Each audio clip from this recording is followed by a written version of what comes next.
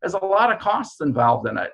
Just to take an air conditioning system, which in a lot of supermarkets around the country, rather than having air conditioning, they take the refrigerated air and they distribute it through the store.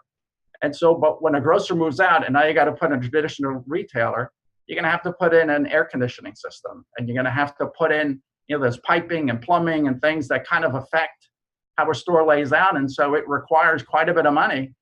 And, it's not uncommon for, to take a supermarket box and convert it to a regular traditional retail box. You're going to be spending $30 a foot or more and try to make that box usable by somebody else. Well, then, who's the somebody else? If you don't have, national retailers that are looking at this, what kind of retailers are you going to get? I got to tell you, you better be creative, because if you're not creative, you're not going to fill your space. Once you get past, trying to put in another grocer, whether it's a local grocer or another, grocer, it starts to thin out pretty quickly. And, when it thins out, you get the third tier retailers that come into those centers, guys that are paying $2 and $3 a foot. And, it's not so much fun when you got to invest $30 a foot to collect $2 a foot. And, if you're a landlord, and if you're a retailer and, you move the store down the street, whatever you get for that vacant box, is just incremental to what you're doing in your larger store. And, our biggest challenge is that we get involved in projects that involve, supermarkets. It's really, it's got to be a three-party deal. It's rare that it's just a two-party deal. It's usually a three-party deal.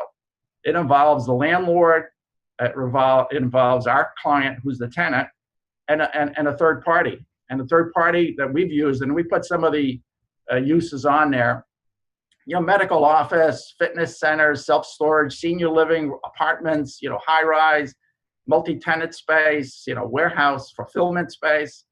And if you got to get into the third-tier retailers and you got to put in a Salvation Army or a Goodwill or a, Roses, or, these guys go and pay $2-3 a foot gross, and that just really takes all the fun out of real estate. And if you don't put anybody in it and you have a dark store, and you got to replace the financing, again, lenders don't look too favorably on dark spaces, regardless of whether the tenant's paying a rent or not. It affects the rest of the center. And so I think, we're going to get more and more of this as time goes on. And, the group that can figure out the best way to repurpose some of these buildings is going to be a successful real estate company. Joe? Thanks, Emilio. So now we want to dive into the Amazon Whole Foods acquisition, and let's start with some key facts. One of the interesting things here is, for all the hype, Whole Foods is just the 30th largest grocer in the U.S., and by sales volume, they control less than 2% of the total market share of grocery in the U.S. But obviously, because of who they are, they're very well known. By comparison, Walmart controls roughly 28%, call it between 25 and 30%, depending upon how you measure how big the business is. Whole Foods, was founded in 1980. They currently have 460 stores and about 91,000 employees. Pretty well publicized prior to the Amazon acquisition. They struggled prior to the acquisition for the last few years, with 8 straight quarters of declining sales, primarily due to an imbalance, in my view, that happened over time between their pricing and their offering. They've always had the whole paycheck image, and then but when they were the primary, if not the only game in town several years ago, people felt like it was still worthwhile shopping with them, even with the premium involved. But with the increase in competition from natural and organic grocers such as Sprouts and Trader Joe's, and even the traditional grocers adding a lot of natural organic items within their store at more aggressive pricing, I think it's really hurt Whole Foods, and that was evidenced in their performance over the last few years prior to the Amazon acquisition. So Amazon ended up paying $13.7 billion, which was a 27% premium to Whole Foods' closing price. In my view, they still felt like they were getting a bargain, because the price at the time of the announcement was $35. They acquired them for $42. However, as recently as 2014, Whole Foods stock price was at $65. prior to some of the troubles they ran in over the last few years. So they completed the acquisition in August of this year.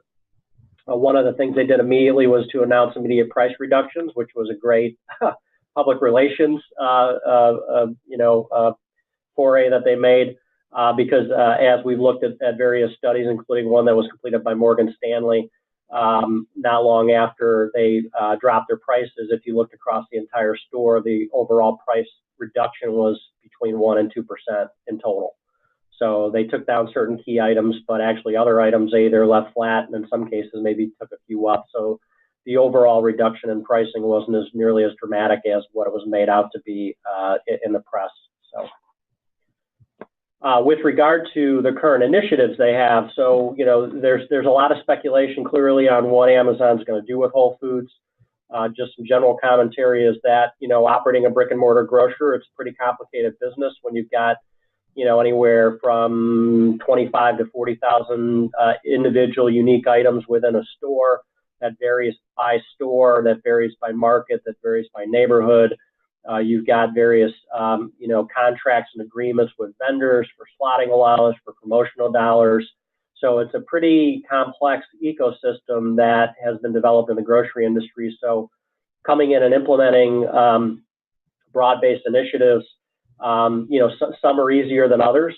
We'll talk a little bit about pricing, but some of the things that we do know that they're doing currently. So number one, I think this is a huge advantage, and one of the primary reasons that Amazon acquired Whole Foods is that they are integrating Amazon Prime with Whole Foods Reward Program. That's going to really create a great data-driven, integrated, and personalized marketing program, leveraging Amazon's superior capabilities in that regard.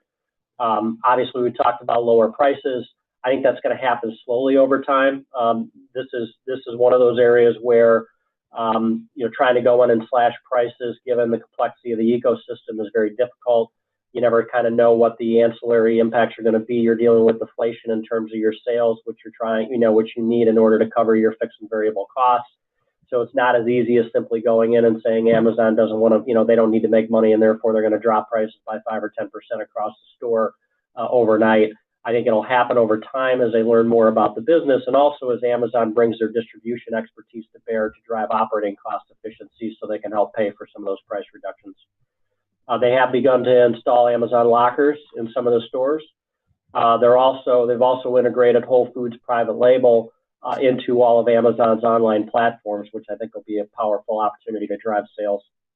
And then one of the unknowns, because they're only beginning to scratch the surface, and Emilio will talk in a minute here about what some of the barriers will be from a use restriction standpoint. But Amazon, I think, over time will also begin to sell some of their proprietary products in Whole Foods stores. Although right now they're really just it's very limited with them offering Amazon Dot and Echo for sale. And I think there are some barriers to there. We'll talk about not only with regard to use, but also space restrictions as well, or limitations as well. As it relates to broader grocery impacts, so just, Amazon, I think it was last week, just reported Q3 sales growth of 29%, excluding the pickup in sales from the Whole Foods acquisition. Their net income was $246 million, so that results in an operating margin of less than 1%, which is the lowest since 2014. Notwithstanding the fact that Amazon continues to make very little profit because of their sales growth and their aggressively growing market share. The next day, last week, Amazon's stock price rose by more than 13% to a record high of $1,100 per share. Actually made Jeff Bezos the richest man in the world. So this has fueled fears within the grocery business that already existed, that Amazon will invest heavily to disrupt the business, and that they're going to be willing to operate with lower margins and earnings compared to traditional grocers who are held to a different standard. In our view, while Amazon will certainly invest in grocery, there are significant structural barriers that I touched on earlier that will take over time to overcome, including the supply chain and vendor relationship issues I talked about, store configuration and product assortment, which varies dramatically and is very complex, and then real estate barriers that Emilio will talk to in a few minutes here in more detail. These two graphs, I think, are a little bit interesting. The one on the bottom left shows Amazon sales growth, which has been very dramatic, obviously. but you can see where their profit line is. And while they're making a little bit of money, in essence, whatever they've made, they've plowed back into driving sales. And at the same time, their stock continues to go up. So they're basically getting free capital handed to them on a daily basis by the markets, because they're as of yet have been very low, if any, earnings expectations, given that it's Amazon. On the right-hand side, you'll see Amazon segment our operating margin, and what you can see here is that in North America, their operating margin is essentially flat, so they don't make any money on their sales in North America. Where they're making a lot of their money and where they're subsidizing the majority of their business is on Amazon Web Services, which is the number one web service, the largest web service and the fastest growing web service in the country. They've got operating margins upwards of almost 25%. And they're frankly using that to invest in the expansion in both North America and Europe, or international, where they're currently losing a fair amount of money. As it relates to the broader impact on grocery stores, with the exception of Walmart, who has been investing heavily over the last few years in transforming its business, probably been the most aggressive out of any of the major grocers that are out there. And obviously, they sell both groceries and other traditional department store goods. Just for reference sake, about 55% of their total U.S. sales of 307 or 309 million, if my numbers are correct, are in grocery. So more than half is in grocery, but obviously they go well beyond grocery. They've been investing heavily. Their stock, I think the results have been solid. I think they're large enough where people feel that they can potentially compete effectively with Amazon long term, and therefore their stock has not been impacted as much as other grocers. But some of the other grocers, particularly Kroger, has been significantly impacted since the Amazon Whole Foods announcement, some of which I think is probably a little overblown, because I think the Amazon Whole Foods marriage, if you will, is probably just a continuation and maybe an acceleration of what was happening already. But Kroger's stock price has dropped roughly 35% since the time of the announcement of the acquisition in June. So it's really taken a beating. As a result, really what grocers are doing, they're aggressively accelerating their digital and e-commerce plans. And they're also, frankly, investing in their existing business models to improve their operating efficiencies and their consumer proposition, under the guise that it's going to make it that more difficult and that much more costly for any omni-channel or pure e-commerce players to come in and disrupt their business. Some of the areas of focus that traditional grocers are spending capital and effort on. Number one is click and collect. That's a huge issue for both Amazon, or particularly for Kroger and Walmart. They've been the most aggressive. I think Walmart just reached 1,000 stores out of the roughly 42 or 4,300 stores where they've added click and collect. This is where you order online and go and park in specially marked stalls and have the groceries brought out to your car. Kroger has done the same. They were actually a pioneer. Harris Teeter, which they acquired, was a pioneer in click and collect. And then you have a number of other grocers that are adding those capabilities in an effort to catch up. And while there's a margin impact there, at the end of the day, it's not as costly as trying to do pure home delivery.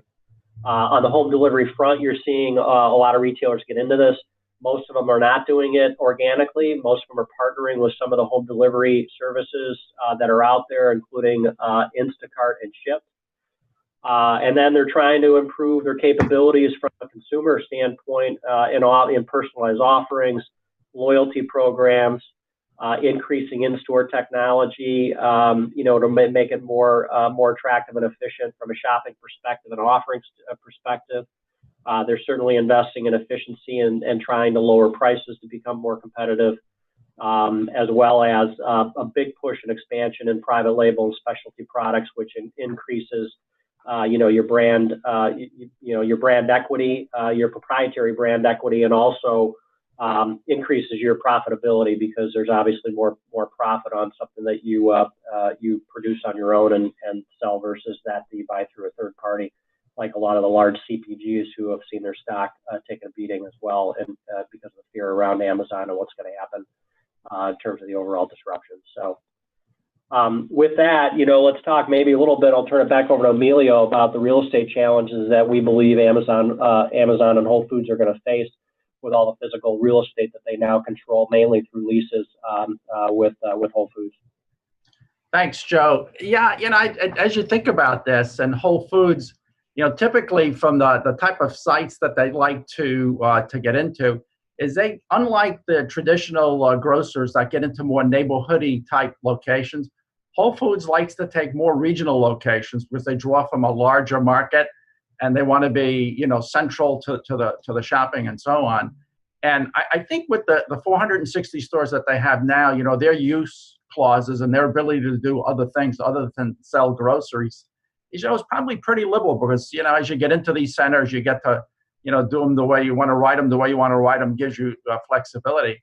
I think on a go forward basis, I think it's going to be a bit more of a challenge for them, and I'll tell you why. In my opinion, I think as they try to get into more regional type centers, and they want to try to get the same things they were getting in the past, I think they're going to run into a bit of a buzzsaw with a number of retailers that have exclusives that would prohibit Whole Foods from selling certain things. And in the past, they might have given them a waiver to let them in and say, yeah, that's all right if they have a small section for for this or for that.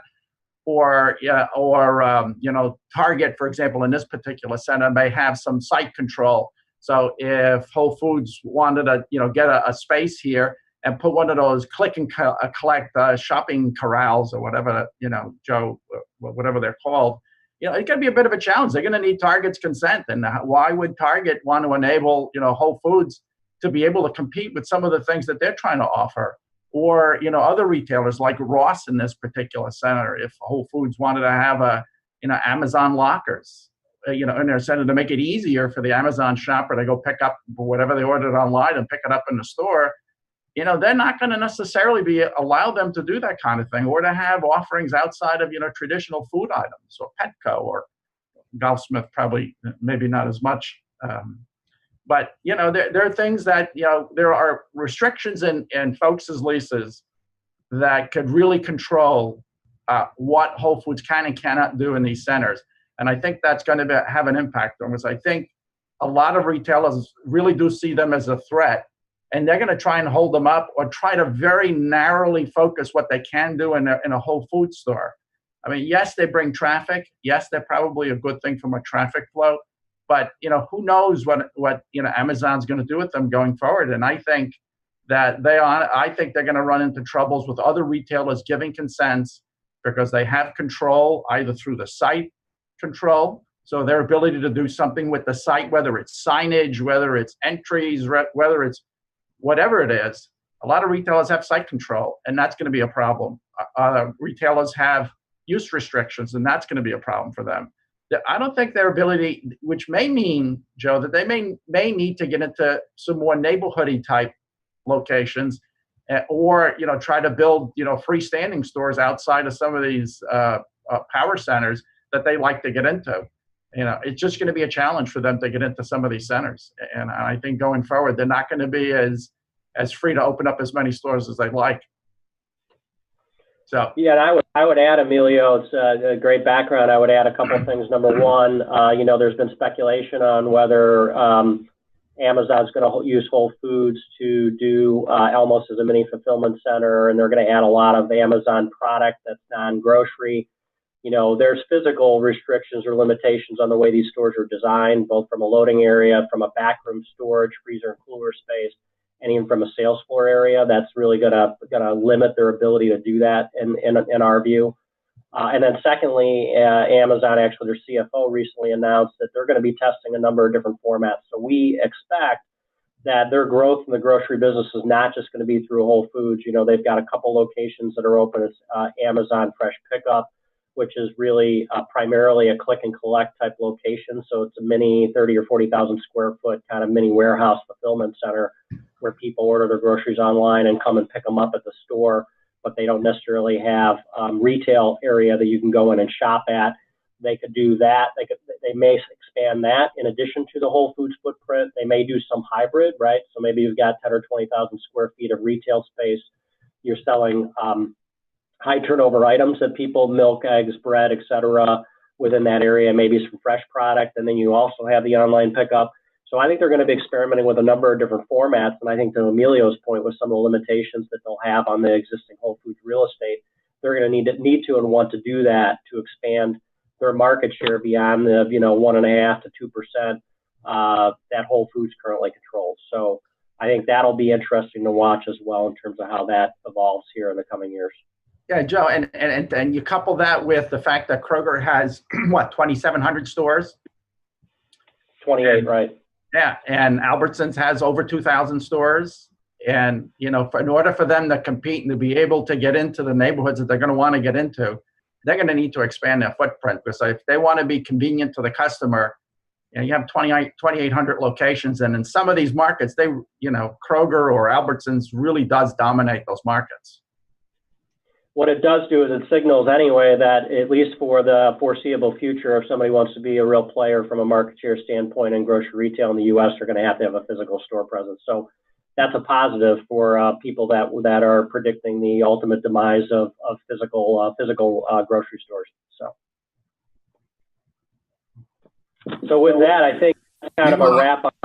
Yep. Yeah, what we would like to do now for everybody who's on the call, if you have a question, you'll see there's a chat button at the bottom. All you have to do is just click on that and fire away with your questions. Emilio and Joe will be pleased to respond. Let me start by asking you, Joe, it seems like time and convenience seems to be the drivers for millennial shopping patterns. How do you see that affecting the overall market? Well, it goes back to the early part of the presentation where you're going to see ongoing fragmentation, channel fragmentation in the way that people shop as millennials continue to age and their purchasing power continue to start to have families. Their purchasing power increases. They're used to buying many different things through many different channels at many different points in time. I think the big issue is that in a lot of respects today, a lot of those business models are not profitable. So Amazon's not profitable. A lot of the other e-commerce entrants, you look at the Blue Abrons of the world, and a lot of the competitors, they're not making money. Their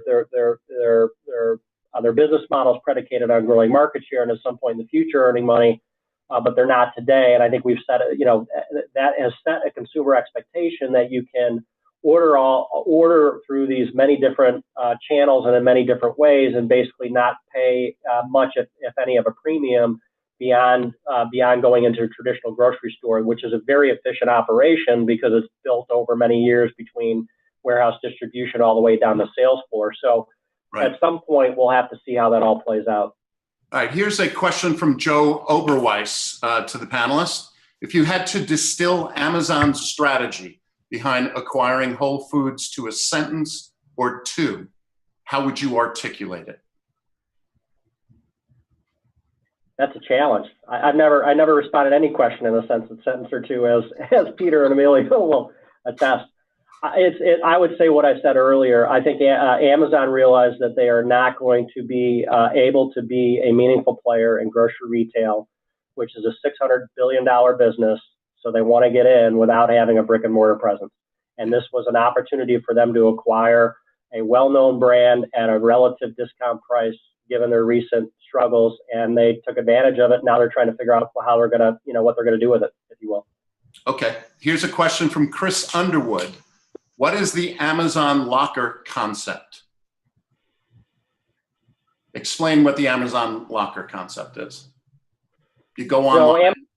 Yeah, basically you go online, you order, and you can have it shipped to a specific locker. When it's shipped to that specific locker, you're given a unique code. So when it's shipped to that locker, that code is automatically programmed in, and you're the only person that can go to that locker itself, enter the code that you're provided, open the locker, and retrieve your item. It's actually very popular, particularly in dense urban areas, because if you live in a multi-story high-rise or condo building, there's risk of theft.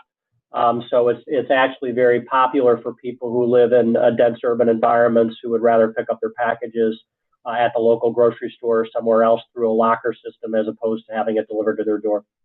Hey, Joe, aren't they also, having the lockers show up and outside of Whole Foods, like some of the regional malls have started putting in these locker, Yep. Amazon locker concepts that get the customer into the mall, pick up their package and hopefully do other shopping. Yeah, they're trying to put them wherever they can, and even in apartment buildings, it drives the apartment owners crazy because they've got to deal with all these packages and then unhappy tenants to the extent that something happens with the package, they've got all the incremental costs associated therewith. So they're also doing that in some residential buildings as well. All right, here's another question from Marcio. Thank you for the content, gentlemen. Which segments of retail are less prone to be disrupted by Amazon? In particular, how do you view discount retailers like TJX and Ross Stores? Emilio, you want to take that? Look, I mean, look, they're a little bit in the same business, aren't they? Trying to sell discounted items. Yep. And I mean, my guess is it probably, probably going to impact them less, don't you think, than some of the others, more traditional retailers? Yeah, it certainly seems that way to me. Yep. Yeah, I think anything that's highly personalized, that's harder to commoditize, right? So, but obviously Amazon's working on technology and others are working on technology where you can do virtual fittings. So you can order your product, you can order your clothes online and you can see what it looks like and it's fit specifically for you. I think there's a ways to go there, but I think over time the technology will start to catch up. But those are areas that I think are going to be harder to disrupt.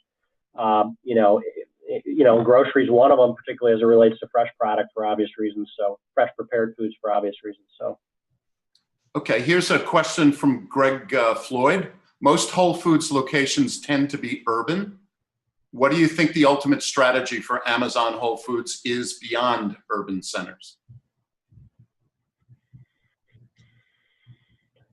That's a good question. I think, urban, suburban is how I'd characterize Whole Foods mainly. And it's actually mostly higher income, which I think is another reason that Whole Foods or Amazon acquired Whole Foods. Obviously gives them access to a higher income customer base who I think is more likely, has more spending power, more likely to be prime customers or become prime customers. I think the rural situation is a challenge just from a general retail perspective, and Emilio can speak to this. That's where, if you're looking at where the Sears and Kmart stores are closing, JCPenney, they're mostly in rural environments because that's where the efficiency, because you don't have the density of people, and in a lot of cases you don't have the disposable income, becomes more challenging, particularly as retailers come under pressure.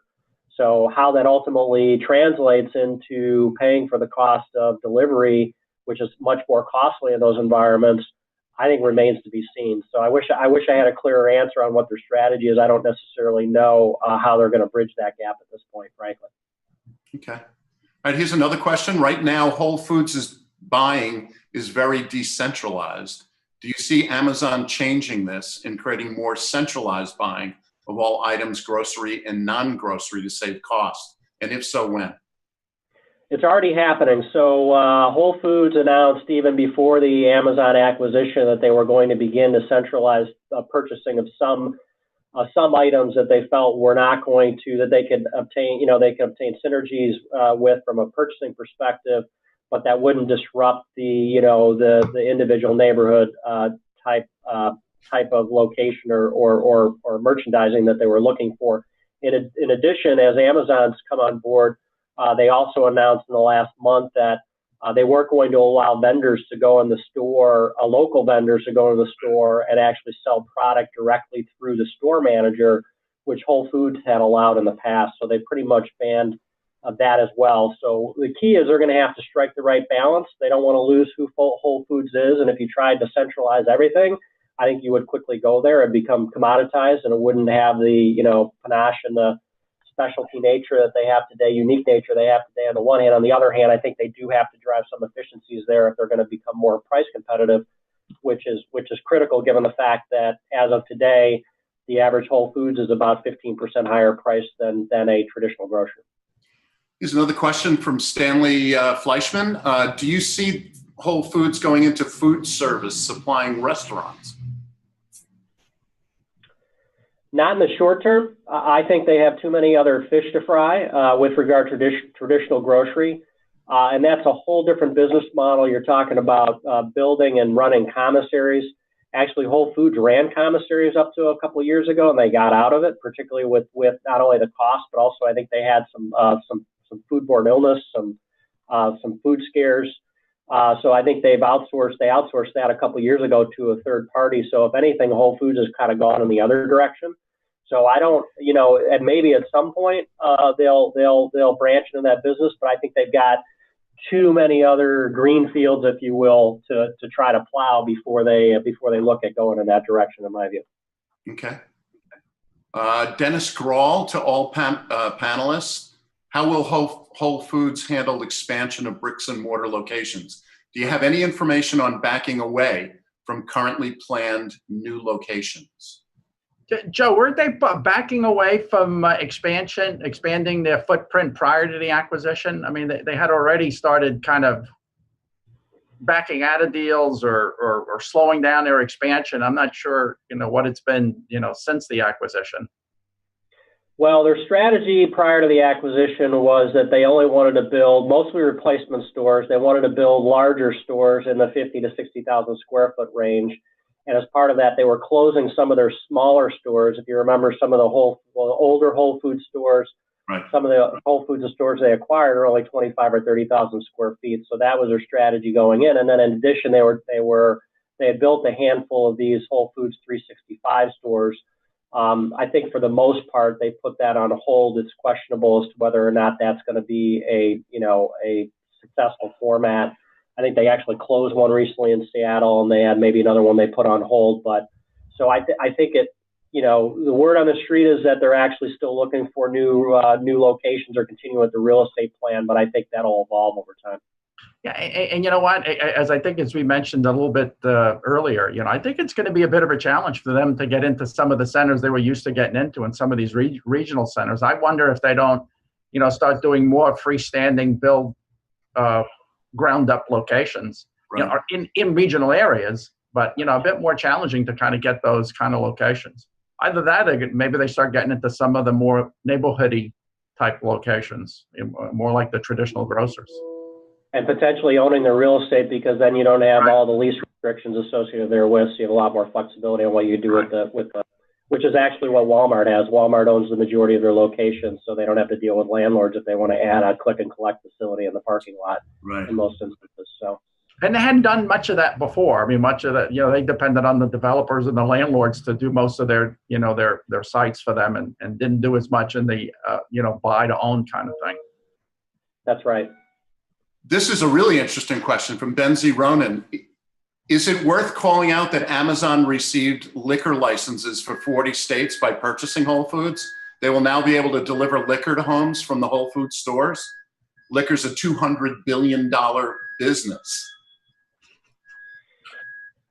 Yeah, well, listen, Amazon is looking to get into everything and anything they can. And in fact, not only have they, did they acquire the liquor licenses, which is a great comment, a great question.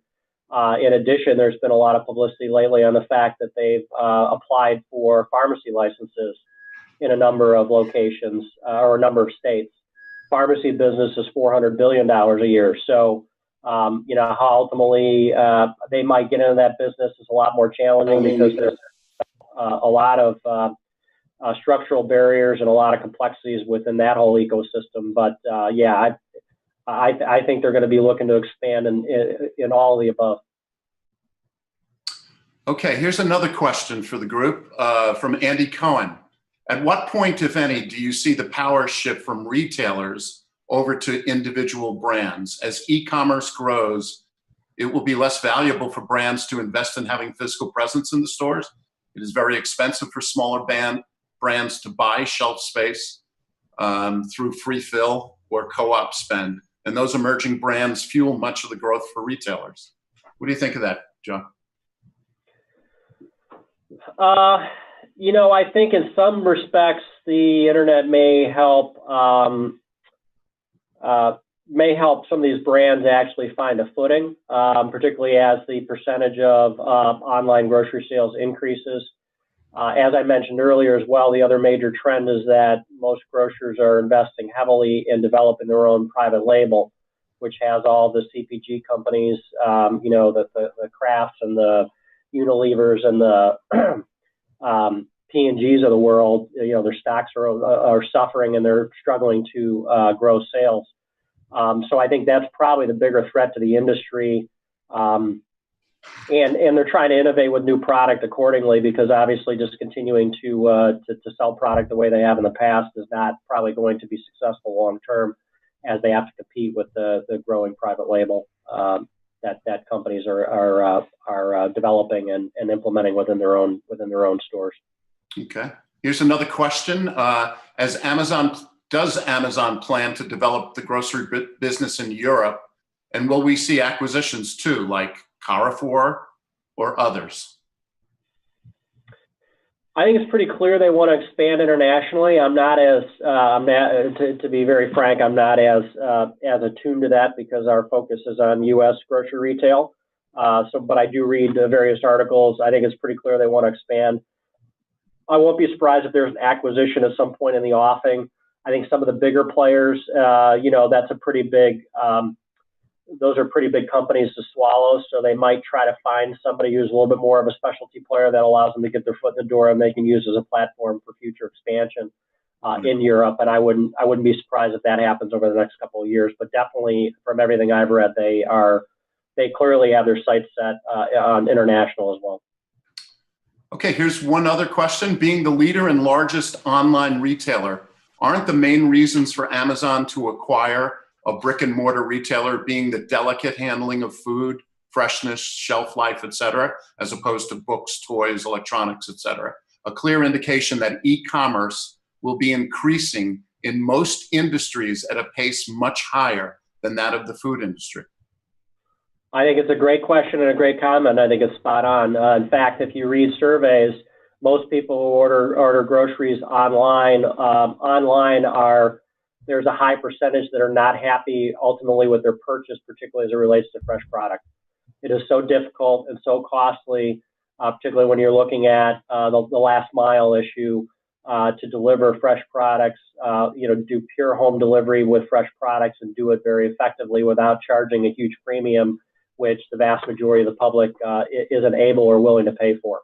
So I think the summation of what's going on in the industry is spot on. I think it'll happen over time. And frankly, I would add that that's why you see a lot of grocers actually trying to, improve and sharpen their offering and their capabilities with regard to fresh product, because fresh prepared foods, anything around the perimeter of the store is much more difficult to disrupt from a pure e-commerce standpoint. And in fact, one of the studies that I mentioned earlier actually predicts that of all the grocery categories within a traditional store, up to 40% of all the center store product could go online by 2025. So those are the areas that are going to be impacted most heavily. And if you're really going to compete, you really want to compete on either super low prices like Walmart, Aldi, Lidl, or actually having a really strong fresh presentation around the perimeter of your store. Okay. Here's another question. Does the move cause further consolidation in grocery retail, such as Albertsons, Safeway, Kroger combo? Do you think there'll be more massive combinations of supermarket businesses and more failings of regional players? Emilio, you're tuned to this. You want to take a crack, or you want me to? No, why don't you?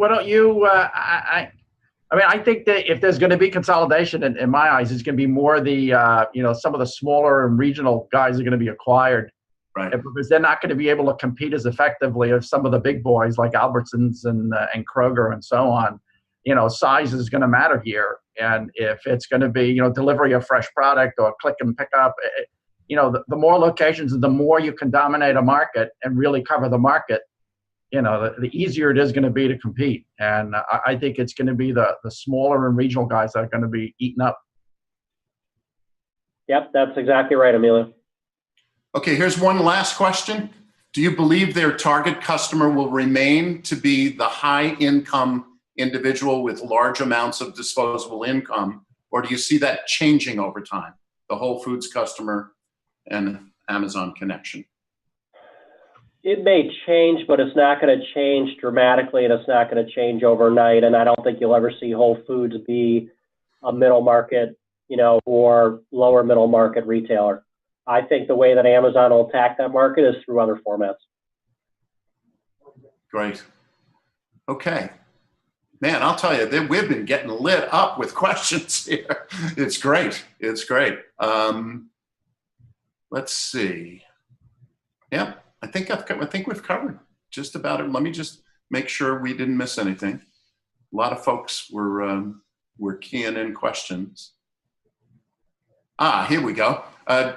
This is probably for you, Emilio. Do you predict higher vacancies and lower rents in power centers and regional centers for the next 5 to 10 years? Or do you think that they will remain healthy and high for the landlords? It's a good question. I think that you're going to have, it depends on the caliber of the shopping center. You're going to have the dominant centers that will always continue to be dominant. And I think they'll be stable and potentially, continue to grow. And then you'll have the weaker centers, the C centers, the ones that have weak tenants. They're just going to get weaker. And I think there you're going to have definitely vacancy issues and rent issues. And, you got to keep on top of your portfolio, as Joe will tell you. You got to understand, what the competition is for your center, where the market's going, and be able to nimble enough to exit when the time's right. Sometimes you sell on cap rate, sometimes you sell on cash flow. You rather sell on cap rate because it's more of an investment, type of thing. And cash flow, you have cash flow when you have weak third-tier tenants too. It's just trades at a different level. And so I think the weak will get weaker and the strong will get stronger. And as some of these, weaker centers, are going to go away and become something else. And the more dominant centers are going to get more dominant. Okay, here's one last question. What percentage of Whole Foods locations are single store strip centers? And have you seen any evidence that Amazon saw a compelling second to last mile drone delivery solution by using the rooftop and then employing a last mile delivery or consumer pickup supply chain? Wow. So I don't know the percentages, but I think, Emilio, you mentioned this earlier, it's pretty low percentage that they're either freestanding or inline neighborhood strip locations, Yes. Right? Yes. Out of the 460, who knows, but that's probably maybe 50 to 100 tops because most of them are regional locations, right? Right. So the drone delivery piece and the last mile, I think it's a bigger question around last mile. I think it's very futuristic, and at some point, obviously anything's possible, but I don't think you're likely to see a significant impact over the next several years minimally in terms of that type of technology being a major disruptive force, given the pure volume of goods, given the complexity and given the cost, and even going back to Emilio's earlier comments around what restrictions and what rights they have under their lease locations. My guess is I'm not aware. I've never negotiated a drone delivery provision in a lease before, so I'm not suggesting there's a specific provision in there. But I suspect there will be a lot of discussions when and if something like that, Amazon wants to test something like that. And frankly, they're more likely to do that from either warehouse or mini fulfillment centers than actually physical stores because of the incremental cost of shipping it to the store, stocking it in the store, bringing it in the store, and then delivering it from there versus some type of more efficient centralized hub, in my view. Yeah, having a lift off in a parking lot probably is going to require the consent of somebody in the center. You would think. You would think.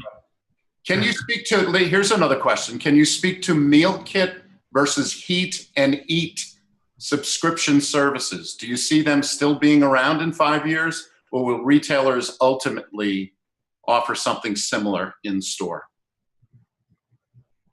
Well, retailers are already getting into the business, so you're seeing a little bit of a merger of the two. In fact, Albertsons just acquired a home meal delivery company.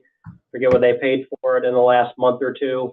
While home delivery meal companies like the Blue Aprons of the world are not profitable, in fact, their Blue Apron stock has decreased, I think, 50 or 60% since its IPO, however many months ago. I think if you couple those companies with an existing brick and mortar grocery retailer, particularly one that either has the capability through their stores or otherwise operates commissaries, you might be able to generate enough efficiency, in order to make those profitable. And in addition, those grocery retailers are looking to offer some of the same or provide some of the same offerings in store at a less expensive price than maybe what it costs them to produce those in store only. So I think you'll see the merger of the two. Ultimately, what those business models look like and how profitable they are remains to be seen. But it's certainly a growing area of the business. It's just a matter of how it ultimately shakes out and how you can how you develop an economic business model. Okay. Well, I think we have exhausted our time and our questions. Joe McKeska, Emilio Amendola, thank you so much for sharing what you have. It's been a terrific hour and great insights, and we thank you very much. Happy to do it. Thanks for the opportunity. Okay, terrific. All right.